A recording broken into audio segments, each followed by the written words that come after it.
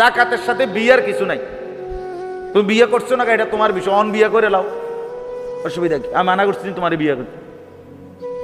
তাহলে জাকাত কোনো বিয়ের সাথে কোনো বিষয়, জাকাত আলাদা বিষয়, আলাদা ফরজ ইবাদত।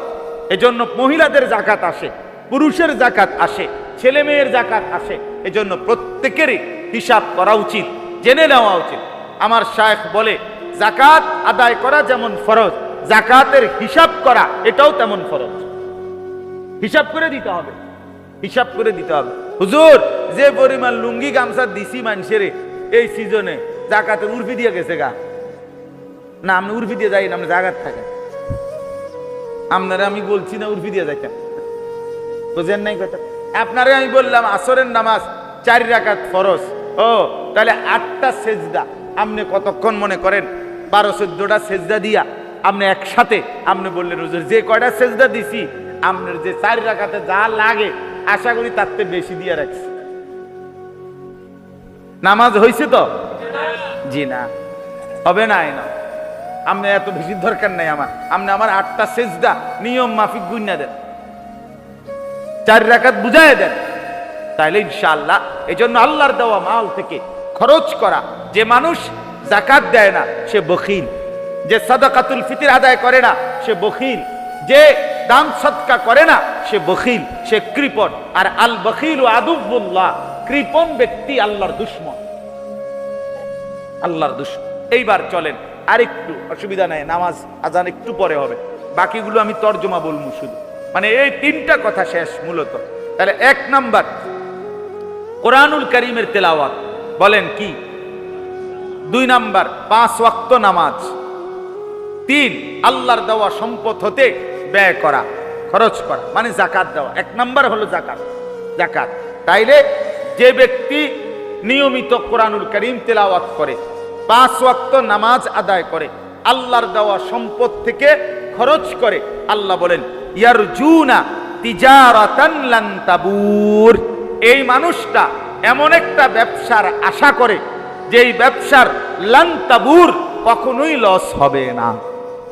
এই ব্যবসার কোনো কি নাই। তাহলে কোরআনুল কারীমের প্রতি অক্ষরের তেলাওয়াতে লস হবে না কখনোই। 5 ওয়াক্ত নামাজের প্রত্যেক ওয়াক্তের দ্বারা আপনার জীবনে কোনোভাবে খোদার কসম লস হবে না। এজন্য নামাজ পড়লে কাস্টমার চলে যাবে, যাবে না বেটা। নামাজ পড়লে দোকানে বেচা কিনা কম হবে, হবে না বেটা। বরং আল্লাহ তো ওয়াদা দিছে, এটা এমন ব্যবসা, নামাজ কোরআন এমন ব্যবসা, দান সাদকা এমন একটা ব্যবসা, যেই ব্যবসায় আমি আল্লাহ ওয়াদা দিছি লস হবে না, দুনিয়াতেও না আখিরাতেও না। আখিরাতে এটা লস হবেই না, হবেই না। যে হুজুর এই সময়টা বেচা কিনার টাইম, এই সময় দোকান বন্ধ করে নামাজে চলে গেলে হ্যাঁ ক্ষতিগ্রস্ত হবে, কোনো ক্ষতিগ্রস্ত হবে না। কুল মা ইনদাল্লাহি খায়রুম মিনাল লাহবি ওয়া মিনাত তিজারা, আল্লাহ কোরআনে বলছে, বন্ধু বলেন আমি আল্লাহ তাআলা নামাজের বিনিময়ে, সেজদার বিনিময়ে আমি যা দেব তা তোমাদের এই ব্যবসা এবং তামাশার চাইতে কোটি গুণে উত্তম, কোটি গুণে উত্তম। তাইলে এই কথাটা আপনারা বুঝলেন যে এই 3টি আমল, কোরআনুল কারীমের তেলাওয়াত, 5 ওয়াক্ত নামাজ এবং নিজ সম্পদ থেকে আল্লাহর রাস্তায় খরচ করা, এমন একটা ব্যবসা যে ব্যবসায় কখনোই কি হবে না, বলেন না কি হবে না। আচ্ছা, তাহলে আসবে 2টা, একটা হলো পুঁজি ফেরত আসবে, হ্যাঁ, অর্থাৎ ন্যায্য যেটা এটা আগে পাবে, আরেকটা হলো অতিরিক্ত লাভ হবে। তা আল্লাহ এখানে বলছে এবার দ্বিতীয় আয়াতে, লিওয়াফিয়াহুম উজুরাহুম, আমি আল্লাহ আমার ওই বান্দাদেরকে যারা কোরআন তেলাওয়াত করবে, নামাজ আদায় করবে, দান সাদাকা করবে, আমি তাদেরকে এই আমলের বিনিময়ে যা এটা পূর্ণ দেব। ওয়ায়াজিদাহুম মিন ফাদলিহি, সে পাইতো যেদ্দুর, এদ্দুর তাকে আগে প্রথমত ফেরত দেব, এরপরে আমার দয়া, আমি আল্লাহর অনুগ্রহ থেকে এবার আমি বাড়াইতে থাকবো। ওই যে কইলাম আগে কি পাইবেন, পুঁজি পাইবেন, এরপরে কি আরো লাভ হইব।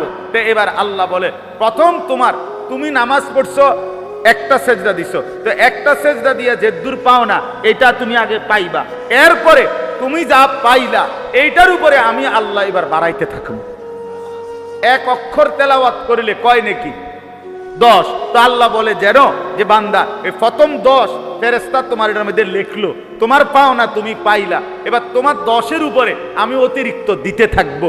এবার যদি বলি আল্লাহ আপনি অতিরিক্ত দিবেন কদ্দুর, তো আল্লাহ বলবেন বান্দা আন্দাজ করে তো আমি দিতে পারি কদ্দুর, তুমিই বলো, তুমি কো না আমি কত বড়, আমি দিতে পারি কত বড়। আল্লাহ কত বড় করে আন্দাজ আছে? কেউ পারবে আন্দাজ করতে? এবার যদি বলে আমার শায়েখ আল্লামা মুফতি মুশতাকুন নবী সাহেব হুজুর বলে আল্লাহকে যদি জিজ্ঞেস করি আল্লাহ আপনি দিবেন কতক্ষণ, কতক্ষণ দিবেন, বাড়াবেন কতদিন, কতক্ষণ? আল্লাহ তাআলা বলবেন বান্দা আমি আছি যতক্ষণ, বাড়াইতে থাকবো ততক্ষণ। এবার বলেন আল্লাহ আছেন কতক্ষণ? আল্লাহ আছেন কতক্ষণ? তাহলে কোরআনুল কারীম তেলাওয়াতের নেকি বাড়তে থাকবে কতক্ষণ? নামাজের নেকি বাড়তে থাকবে কতক্ষণ? প্রতিটা দান সদকার নেকি বাড়তে থাকবে কতক্ষণ?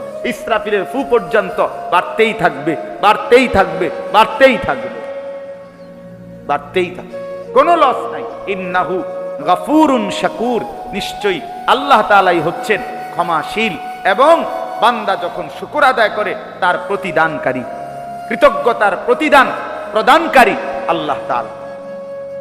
ওয়াল্লাযী আওহাইনা ইলাইকা মিনাল কিতাবি হুয়াল হাক্কু মুসাদ্দিকাল লিমা বাইনা ইয়াদাইহি। এগুলোর আর ব্যাখ্যা হবে না, শুধু তরজমা শুনেন। আল্লাহ তাআলা বলেন নবী আপনার উপরে আমি যে কোরআন নাজিল করেছি হুয়াল হক, এটাই সত্য। কোনটা? কোরআন।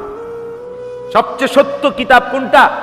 কোরআন। মুসাদ্দিকাল লিমা বাইনা ইয়াদাইহি, এবং এটা এমন একটা কিতাব যেই কিতাবে পূর্ববর্তী এর আগে যেই আসমানি কিতাব আমি আল্লাহ নাজিল করেছি সেই সবগুলো আসমানি কিতাবের সত্যায়নকারী এই কোরআন।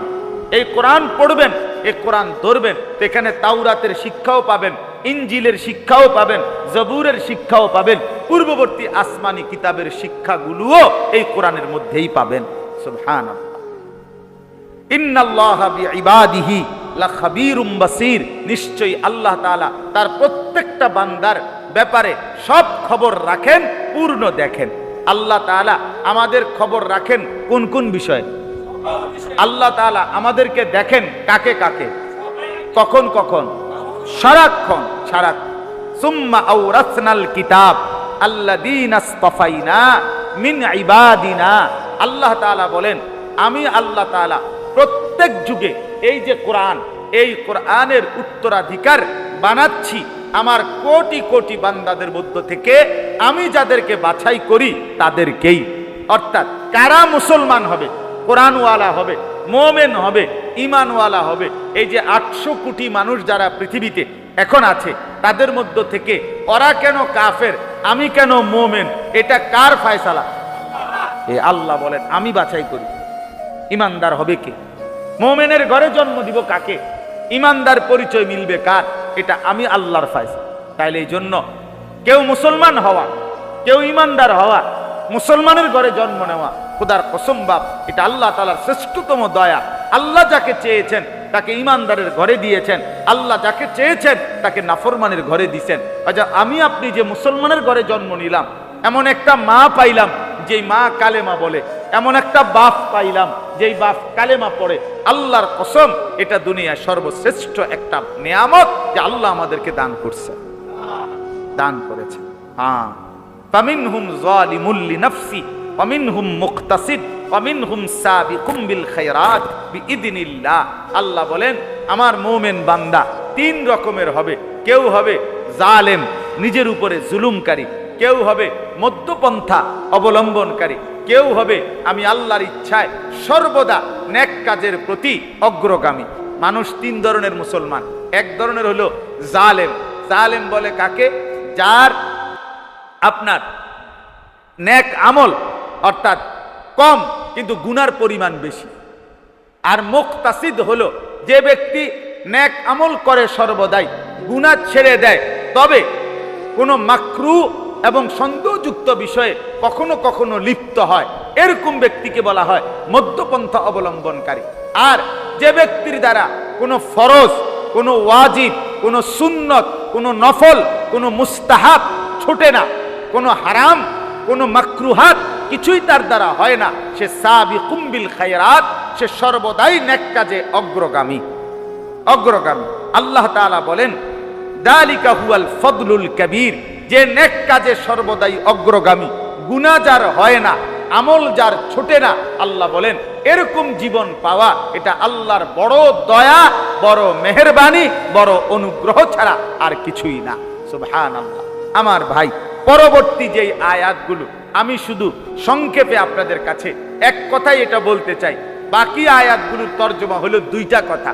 একটা হলো আল্লাহ তাআলা বলেন এই যে আমি আল্লাহ বললাম আমার যেই বান্দাগুলো নেক আমলে আগ্রহী, অগ্রগামী, আমি তাদের পুরস্কার দেব জান্নাত এবং নাজ ও নিয়ামত ভরা জান্নাত। আর যেই মানুষগুলো আমি আল্লাহর ইবাদত থেকে নাফরমানি করছে তাদের জন্য মিলবে জাহান্নাম। জাহান্নাম হবে ভীষণ আযাবের। এই জান্নাতের নিয়ামত আর জাহান্নামের আযাব আল্লাহ তাআলা বাকি আয়াতগুলোতে বলছেন। সর্বশেষ যেই কথাটা আল্লাহ তাআলা বলছেন, এটা বলেই আমার কথা শেষ।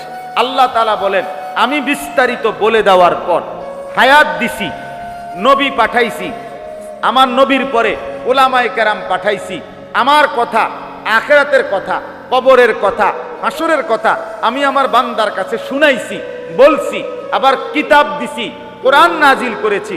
সব কিছুর ব্যবস্থাপনা করে দেওয়ার পরেও আমার যেই বান্দারা নাফরমানি করলো, তারা যখন জাহান্নামের মধ্যে নিক্ষিপ্ত হবে তো তারা চিল্লাইয়া জাহান্নামের আগুন থেকে আল্লাহকে বলবে, আল্লাহ আপনি আমাদেরকে জাহান্নামের আগুন থেকে বের করে দুনিয়ায় আবার ফেরত যেতে দেন। এবার যদি আমরা যেতে পারি তাহলে এবার গেলে আমরা নেক আমল করব, গুনাহগুলো ছেড়ে দেব। তো আল্লাহ তাআলা তখন বলবে, বান্দা আমি কিন্তু যেটুকু হায়াত দিলে তুমি নেক আমল করতে পারতা ওইটুকু হায়াত তোমাকে দিয়েই আমি কবরে আনছি। আর যে দূর বললে তুমি বুঝতা, এরকম বুঝাইয়া বলার মতো আমি আমার বান্দা তোমার কাছে পাঠাইছি। ইমাম সাহেব, খতিব সাহেব, আলেম, ওয়াইজ, বক্তা, আউলিয়া, পীর, বুজুর্গ, মাশায়েখ, মুফতি, মুহাদ্দিস, ফুকাহা, এরকম অগণিত আমার মনোনীত বান্দা আমি তোমার কাছে পাঠাইছি। ওনারা তোমারে কবরের কথা বলছে, জাহান্নামের কথা বলছে, আখিরাতের কথা বলছে, জান্নাতের কথা বলছে। না তুমি কোনো পাত্তা দিলা, না আমার দেওয়া সময় পাইয়া, হায়াত পাইয়া আমল করলা, কিছুই করলা না বান্দা। না সময়কে গুরুত্ব দিলা, না আলেমদের কথাকে গুরুত্ব দিলা। অতএব ফাজুকু, অতএব আজকে জাহান্নামের আযাবই ভোগ করো। ফামালিজ জালিমিনা মিন আনসার, আজকে কোনো নাফরমানের কোনো সাহায্যকারী এই আখিরাতে নাই। এই শেষ কথা। ফামালিজ জালিমিনা মিন আনসার, আল্লাহ বলছে সাবধান নাফরমান, তোমরা কিন্তু কেউ কোনো সাহায্যকারী হাসরের ময়দানে পাবা না, হাসরের ময়দানে পাইবা না। এই জন্য প্রিয় ভাই আমার, এই তিনটা আমল আজকে আমরা আপনাদের কাছে বললাম। এক, কোরআনুল কারীমের তেলাওয়াত, বলেন কি? 2, 5 ওয়াক্ত নামাজ। 3, আল্লাহর রাস্তায় খরচ করা, নিজের মাল থেকে, নিজের সম্পদ থেকে। তাইলে দান সাদাকা করা, 5 ওয়াক্ত নামাজ পড়া, কোরআনুল কারীমের তেলাওয়াত করা, এটা যেন আমাদের জিন্দেগিতে হয়। আজকের এই তাফসীর মাহফিল থেকে এটা যেন আমরা সবক নিতে পারি। আল্লাহ তাআলা আমাদেরকে তৌফিক দান করেন, তৌফিক দান করেন। আশেপাশের মাদ্রাসা যেখানে এতিম বাচ্চা পড়ে, আপনারা গরিব অসহায় বাচ্চা পড়ে, আপনাদের এই মাদ্রাসাগুলোতে আপনারা দান করবেন, সাদাকা করবেন। আমাদের ফরদাবাদ কওমি মাদ্রাসাতেও আপনারা মহব্বতের সাথে আপনাদের যাকাতের টাকা, দান সাদাকার টাকা দান করবেন। আমার ছোট্ট মাদ্রাসা আছে ময়নামতি ক্যান্টনমেন্ট, হ্যাঁ আপনারা জানেন। আমারও একটা ছোট মাদ্রাসা আছে, আলহামদুলিল্লাহ প্রায় 450-র মতো ছেলে আমার মাদ্রাসায় পড়ালেখা করে। 31 জন শিক্ষক কর্মচারী স্টাফ আছে। আলহামদুলিল্লাহ আমাদের মাদ্রাসাতেও এতিম গরিব বাচ্চা আছে। গত বছরও প্রায় 7-8 লক্ষ টাকা আমরা এতিম গরিব বাচ্চাদেরকে আমরা সম্পূর্ণ ফ্রি দিছি। তো এই বছরও আমরা, আমাদের বাচ্চা আরো অনেক বাচ্চা আছে অসহায় গরিব এতিম বাচ্চা। এজন্য আমার অনুরোধ রইল, আমাদের ওই ছোট্ট মাদ্রাসাতেও যদি কারো মহব্বত হয় তাহলে আমার মাদ্রাসাতেও আপনারা আপনাদের যাকাত, সাদাকাতুল ফিতির এবং দান সাদাকা করবার জন্য, ছাত্রদের জন্য, এতিম বাচ্চাদের জন্য, গরিব বাচ্চাদের জন্য সহযোগিতা করার চেষ্টা করবেন। আমার কাছে থাকলে আমারে দিয়েন, নাই তো আমার কাজল মাস্টার সাহেবের কাছে দিয়ে রাখেন, দিলেও আপনার কোনো অসুবিধা নাই। যেমনি সুবিধা হয় আপনারা দিলে ইনশাআল্লাহ উনি আমারে পরে পৌঁছায় দিবে। আল্লাহ তাআলা আমাদেরকে তৌফিক দান করেন, আল্লাহ তাআলা আমাদেরকে কবুল করেন, আমিন। আপনারা সবাই ইনশাআল্লাহ এখন আমাদের আজকের জন্য আমাদের এই তাফসীর মাহফিলের আলোচনা এখানেই শেষ করা হইল। আমরা এখন অজু করবেন, অজু করে এই নামাজের জন্য আসেন। নামাজের সালাম ফিরাইয়েই মুনাজাত হবে, দোয়া হবে। দোয়ার পরে আপনাদের জন্য সামান্য একটু মেহমানদারি ইফতারের আয়োজন আছে, সেটা পরিবেশন করা হবে। আল্লাহ তাআলা আমাদেরকে